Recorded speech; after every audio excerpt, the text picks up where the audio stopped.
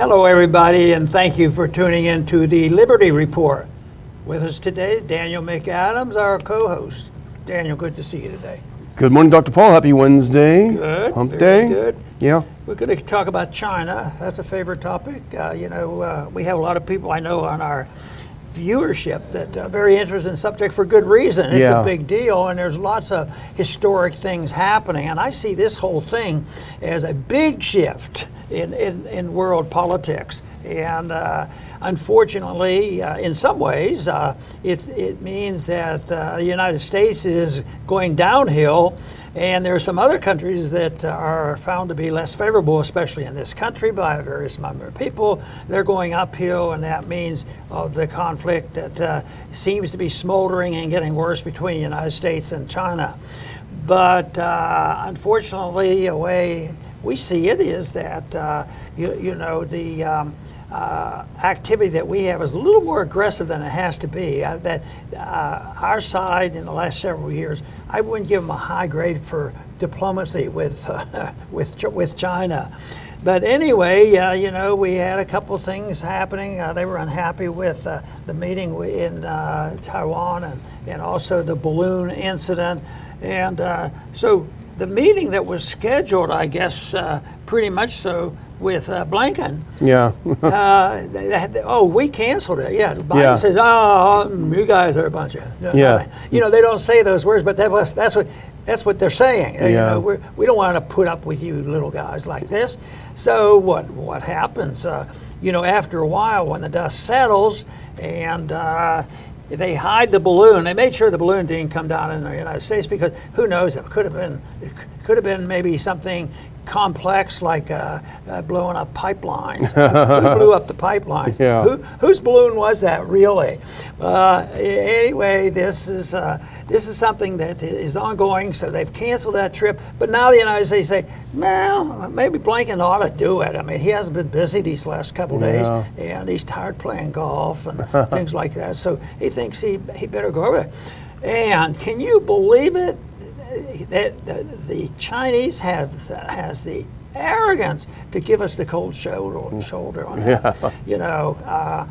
Can't accuse China, but we can be a little bit more precise because we live in the United States and we vote in this sometimes, and sometimes we run for office, and therefore we can be more critical. And unfortunately, this is a mess. And like I said during the campaign, we have a couple 100,000 diplomats.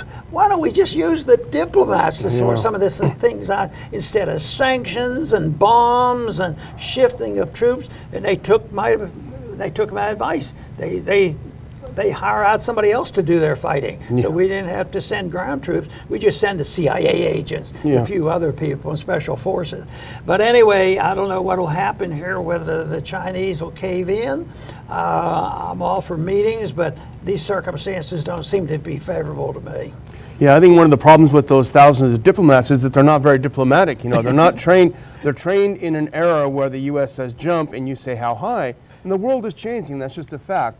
Well, here's the article we're talking about, and again, we found it on Politico. For all its faults, they do cover things pretty well. And this is poor, you see lonely-looking Blinken. He's waiting by the phone. He's not getting a call. China is ghosting the U.S. Beijing has effectively frozen high-level bilateral diplomatic contact in the wake of the Chinese spy balloon incident in February. And as you point out, Dr. Paul, the U.S., the Biden administration, called off the Blinken trip to Beijing after supposedly a Chinese spy balloon, followed by a bunch of kids' balloons, were all shot down with hundreds of thousands of dollars in missiles. It seemed to me at least a convenient way to get out of the meeting. But the issue is China is irritated and the U.S. doesn't think they have a right to. But what they don't understand is that, China is very, very conservative. And I remember when I worked for you on Capitol Hill, I met regularly with my Chinese counterparts and we talked about the U.S. economy. And I remember telling them once that there's going to be a day that the dollar is no longer the reserve currency. And they looked at me as if I was insane. I'm sure I told that story before. But they don't want to lose their customers. It's like in The Godfather. This is just business, They don't want to lose their customers, but they're about fed up with the way the U.S. behaves, with the balloons, with the pushing them around, with the relations with Taiwan. We had Pelosi going over there, remember, last year, I think it was. So they're just about fed up with being kicked around. And I think the real issue with all of this taken into consideration is that new options are emerging. And I have a couple of things later that I'll bring up to your attention, Dr. Paul, but new options are emerging, and as China's playing a new role in the Middle East and elsewhere, it's starting to see new markets opening. And while I don't think they want to lose the American market, they certainly don't, they're starting to see the changing world, and I think they're starting to adapt to it. You know, what I have observed these last few years, and a lot of people have, is that the attitude has changed, and we complain about some things that are rather benign in a way, and that is, the Chinese are investing outside of their country, and we, like in Africa, for instance, and we're saying, look, they're spreading their militarism and all this kind of stuff. Sure, they're looking at that too. They're in their business of self-defense too. But the United States is busy internationally, but we're busy in a negative activity, and that is provoking, putting on sanctions. Every country has to have one or two people sanctioned, or we weren't doing our job. And then the issue of peace, I think the Chinese came out winning that fight. Then we pretend we're the peacemakers, and then we make an effort, and then we drop out, and then we beg and plead to get back in. And sometimes they have talks, and they don't even invite us. So I think there's a sea change going on, not only in political power around the world, because it is always associated with economic power, and the Chinese, although they have a long way to go to catch up, but at the rate we're declining and they're increasing, it has to be of concern. But they have improved tremendously compared to, say, 20, 30 years ago, when changes were pretty messy. But I think they're more interested in investments, protecting their interests and their security, and we're more interested in declaring that we are top dog, we're the boss, and you'll do as we say. We have an empire to defend, and we are not going to let you take over the empire. And I think there are other factors that will determine who runs the empire. It'd be good if we just didn't have anybody that thinks they can run the whole world. Yeah, that's for sure. Well, before we continue with China, I'm excited to announce that we have a new sponsor of our program, and that is American Financing. We're really happy to have them on board giving us a trial. It's a company that's been endorsed by people like Glenn Beck, Sean Hannity, Rush Limbaugh, really the big names in broadcasting. So we're happy that they are interested in our program. It's a family-owned mortgage lender. They're in all 50 states. They've helped thousands of people with home loans. They've been in business for 20 years, so obviously they know what they're doing. Their Google reviews show they're working for all of us and working for you. And the thing about them is, unlike the big banks, and you've all experienced this, they don't treat you just like an account number. They treat you like a human being.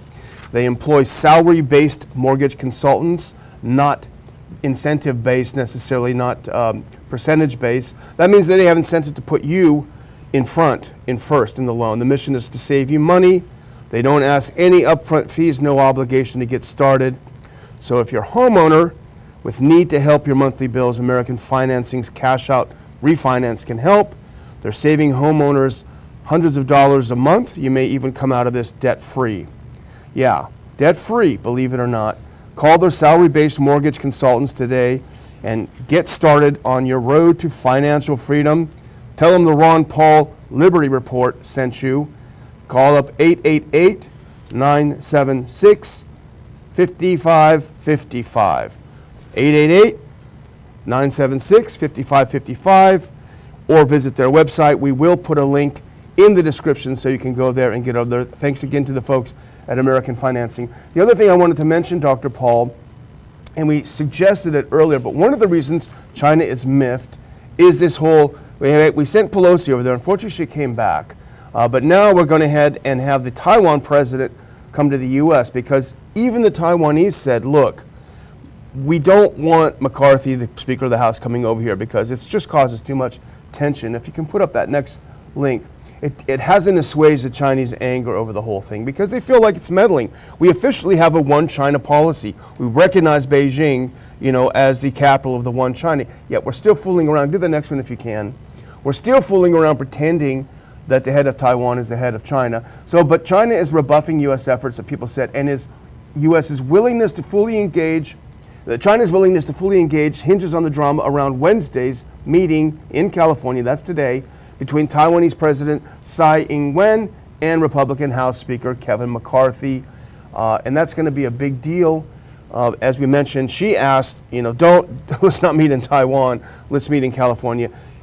The article points out, what is the tone of the meeting going to be? Is it going to be a state visit-like looking thing? Then China's going to get even more furious. Yes, and that the image is a big deal. And I'm sure they're not going to be discussing how rapidly can we move to a more market economy for the world. And of course, that would put the burden on us that we might have to consider, the use of sanctions and tariffs and this sort of thing. But it's also an attitude I think we have. And it's not going to change quickly, even though the realists have to come around to this, and that is the invincibility of the dollar, that you can never knock it down. But we're seeing that change. We're seeing the coalitions coming through. We're seeing more trade, priced in wane. That must drive some of the people. I bet Bernanke, I could ask Bernanke, is the wane a real currency or not? He said, oh no, we like gold. Yeah. So the trade issue is something that I thought for sure would be helpful after the Cold War finished, and the Europeans actually talked about talking with their neighbors to the east and building a pipeline. This is a great idea. Yeah. It fits the category. Both sides benefit. Somebody gets cheaper oil, and the other people make some money. And yet they did. They had the pipeline, and now they're still fighting over somebody blew it up. Yeah. And we have a pretty strong suspicion whom to believe, and that it wasn't the Germans that did it. The United States might have had something to do with it, protecting oil. Yeah. See, this is the kind of stuff that really prevails. And even in this country, lots of things happen, and they talk about Republicans and Democrats and all the little things going on. But really, the big things that go on are controlled by the CIA, and I think their army is mostly CIA, special forces, military, and all of this. And they have so much lack of wisdom that they're willing to blow up a gas line, which would be very, very beneficial to mankind. And I think most people who have read into this issue would come to the conclusion that we were responsible for that. It certainly seems that way. I wanted to point one thing out in the article, and it's unrelated, but I just want to point it out anyway. And if we could put that next clip up, because this is how American exceptionalism creeps into even reporting. Actually, go forward. There we go. Now go forward one more. Sorry, I got ahead of myself. So this is just the writers of this article, but it's just funny. Some U.S. officials worry that Beijing's thin-skinned diplomacy is hampering crucial communications. And it's funny how he would put this editorialization. We blew up their balloons, we're interfering in their internal affairs, we're kicking them around, Biden is bad-mouthing, the Republicans are bad-mouthing him, but somehow it's Beijing that's thin-skinned because they get annoyed about this. Anyway, that's just a little quibble, but that works its way. And if we could put on that next one, because this is just a couple more examples from the article about what's happening. Jake Sullivan told reporters that the White House is hoping to nail down a phone call following the March 13th closure of the annual meeting of China's parliament. China's foreign minister responded by making clear that Beijing was in no hurry to connect the two leaders. We're not really that interested. Communication should not be carried out for the sake of communication, is what China said. And do one more, because this is now John Kirby is involved. National Security Council spokesman John Kirby refloated the U.S. desire for a Biden-Xi call a week later. Beijing hasn't responded publicly, so they're literally not responding. And I'm going to add this as my evidence, Dr. Paul. I looked this up, and this is just a little bill of particulars on why China is finding new options and how the world is changing. If you could put that next one up, I'm sure you're going to have some comments on some of this, Dr. Paul. And this is just from a financial letter. This is a tweet, and this is just fascinating. He said, over the last 2 weeks, now look at all the things that have happened. Saudi Arabia considers accepting Chinese yuan for oil sales. China and France complete the first LNG trade using yuan. France is using yuan to buy liquid natural gas. Number 3, Russia considers using Chinese yuan as reserve currency. Number 4, Saudi Arabia partners with China to build refinery for 83.7 billion, not dollars, Chinese yuan. Number 5, China and Brazil agree to use Chinese yuan in cross-border transactions.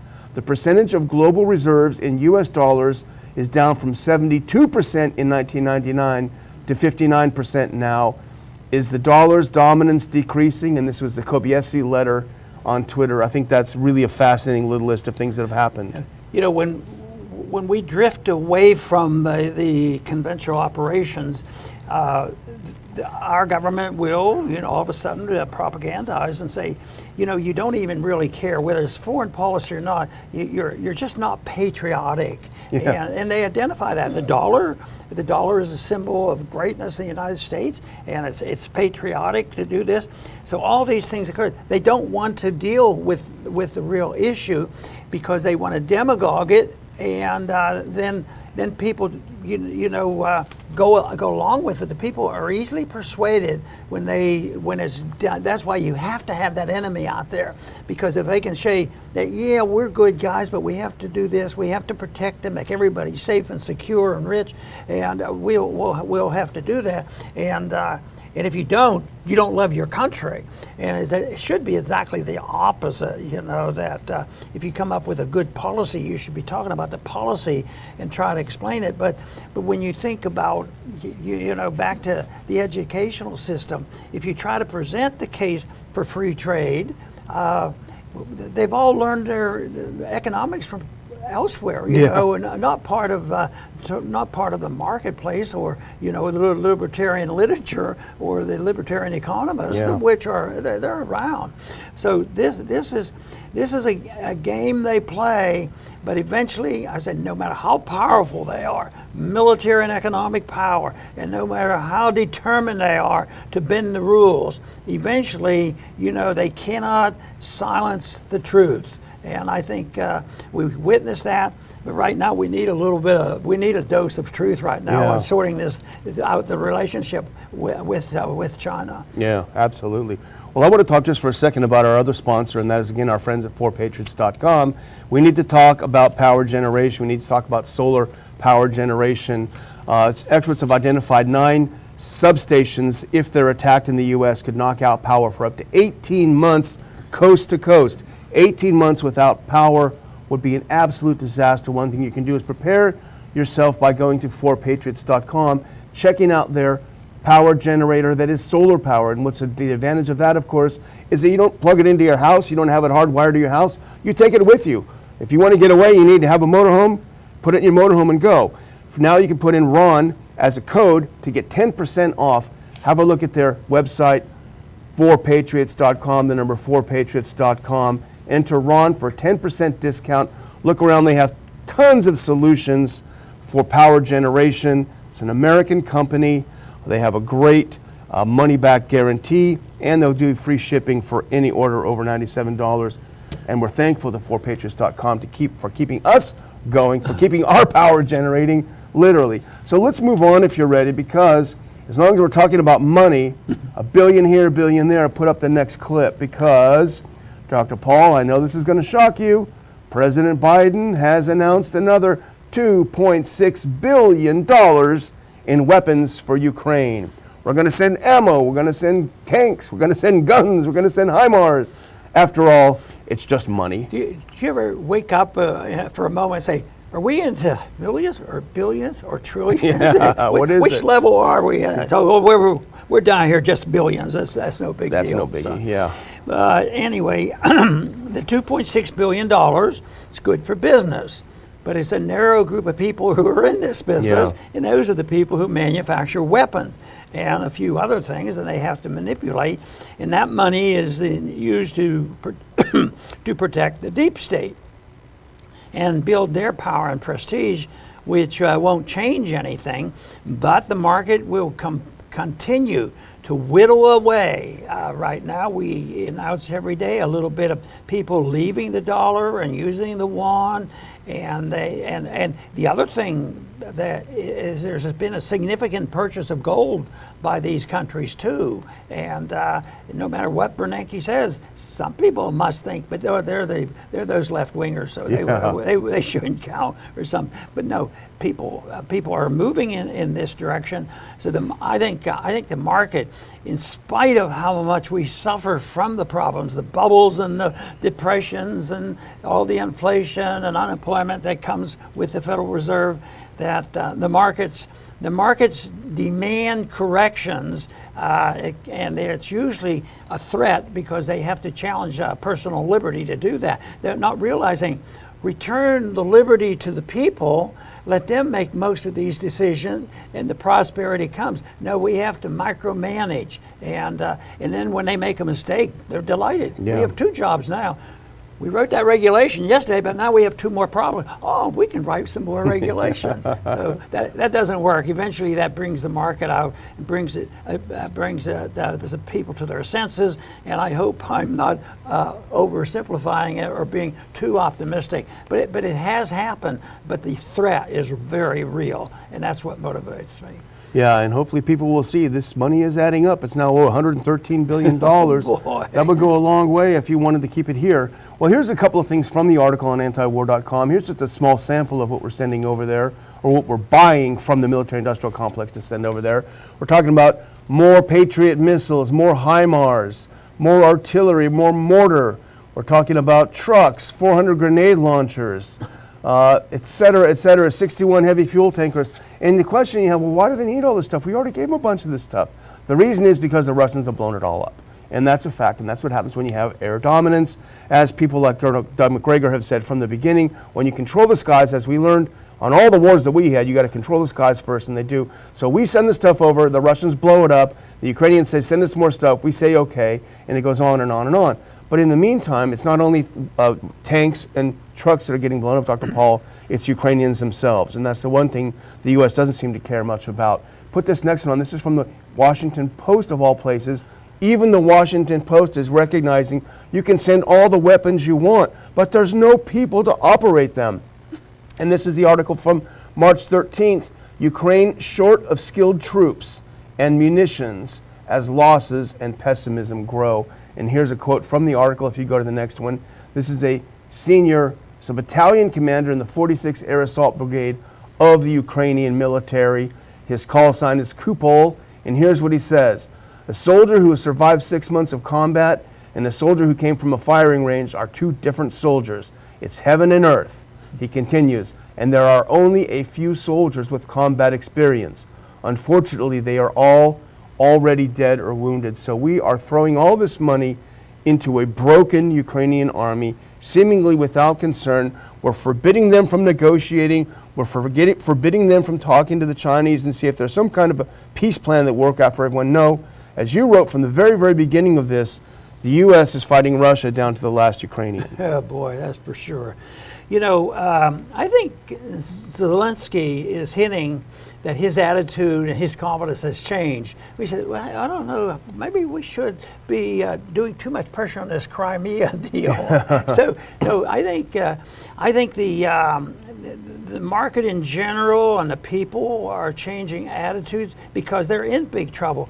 But and now Russia, once Zelensky comes in that direction, Russia, who still worries about their borders, and they're not going to roll over very fast. But it's such a shame that NATO didn't have a few more brains. Yeah, you know, a few more. That to me, I think, has been the greatest problem. But I imagine there's less than 10% of the people in this country who would say, "Well, you guys take up talking about NATO. What are they doing? You know, they protect Europe, don't they?" Yeah. But it's there. But the attitude is we're running out of the money, no matter how much money they send. If you run out of the tanks, they don't fit anything. And, you know, sometimes there's waste, and sometimes there's fraud. And some people just literally steal this stuff. Yeah, sure. Or it moves into another war front someplace. The weapons show up someplace else. Or we give it to the Taliban. Here, have some tanks. And I don't know if you saw this, is not part of our script today, but the Taliban, they showed this huge field. They fixed up all the stuff we left behind. And this is brand new. So yeah, they're jobs. Good job program. Yeah, we really help them. Well, the last thing we really want to mention quickly, because I guess we got a lot of stuff today, but this is from our friends over at the Libertarian Institute. And if you can put this on, this is House Intelligence Committee Chairman Mike Turner. He went to Ukraine. He's over there with a couple of colleagues. He says, we love this war. We want to continue supporting you. And he claims, and this is where we have a quibble, he says support for arming Ukraine is overwhelming. We've done some polls here. We've talked about some polls here. I would say, especially for Republicans, you might be treading on thin ice. A definite shift, probably in the last 3, 4, 5 months. There's been a shift, and it's going to get much worse because the people are going to continue to get poorer, and the people are getting poorer, because of the financial system, and you can't separate the economic policies from these international policies because they're spending money, and you can't create money out of. Oh yeah, you do create it out of thin air. It's just not worth as much as if you've earned it. So that is the case right now that's going on, and the people are going to be very upset with it. But to go over there and pretend, that things are we have the support that we need, and he's representing the Republicans, the real hawks, and the only disappointing. Well, a benefit has been that people are awakening and moving in our direction. But the disappointing thing is that some traditional people who opposed war would work with the few libertarians and conservatives who oppose the war and favor the Constitution. They have faded. But there is a realignment, maybe this. But I think some of those polls that we looked at were looking not at just a Republican base. Yeah. And if Mike is just looking at the Republican base, you could probably find out, especially if you lived in a military community. Oh yeah, we like the war as long as we don't have to go. Yeah, I don't want to go. That's for sure. That's understandable. Well, I'm going to close out. I'm going to skip ahead. If you can just go to that very last clip, because I have a big announcement to make actually. And if we can go to that very final one, we had some hiccups, but now our tickets are on sale for the Houston conference. Dr. Paul, this is a subject taken right out of the work you've been doing for the last several years. Conference we're calling They Lie, Nihilism and the War on Truth. So there's a lot to be said. I know you've got a lot to say about this. It's going to be a great event. Houston, June 4th. I will put a link in the description of this show to where you can get your tickets. We got nailed hard with some inflation, Dr. Paul, but we're keeping the ticket prices the same as last year because we want everyone to go to this event. We always have a great time. We've gotten a great response. They just went on sale and we've got a good response.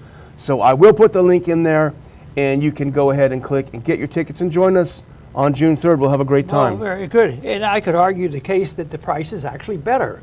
Because in real money, it's less. Your price doesn't go up. But most of the time, they try to compensate for inflation. But if you keep it the same, in terms of real money, it actually goes down. But that's not the reason that people will come to our conference. They're going to come because what we present is different. It's different because we do approach it from a non-interventionist, non-violent perspective in politics. And we also, we sort of are sympathetic toward the Constitution.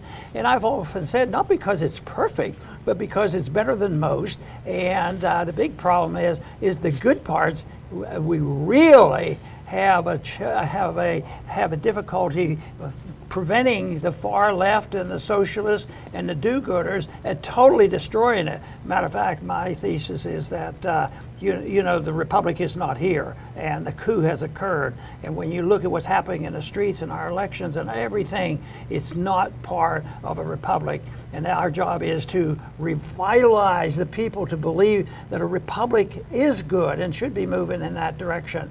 So it's a battle that's been going on throughout all of history, but we're facing it now. I believe we're at a point that you could call a climactic point where we have to go one way or the other. We have to rebuild and emphasize what a republic is like and what liberty is like, and also to come down on what the rule of law ought to be. And we do know what the rule of law ought to be, and most of the people, you know, that were involved in the Enlightenment and our establishment of our Constitution believed in a higher law, and that confuses a lot of people, but that just means you believe in not killing people and robbing people and hurting people. It's not too complex, and besides, the wonderful thing is that's where all the prosperity comes from, and we should be all for that. I always blame myself and others. Why aren't we better at presenting the case for liberty? Because it's so, and now with things going downhill, it should give us a wonderful opportunity. But believe me, it's a dangerous project, and sometimes you get accused of doing terrible, terrible things if you don't toe the line with the establishment. We hope to help change that to an attitude where peace and liberty is worth fighting for. I want to thank everybody for tuning into the Liberty Report. Please come back soon.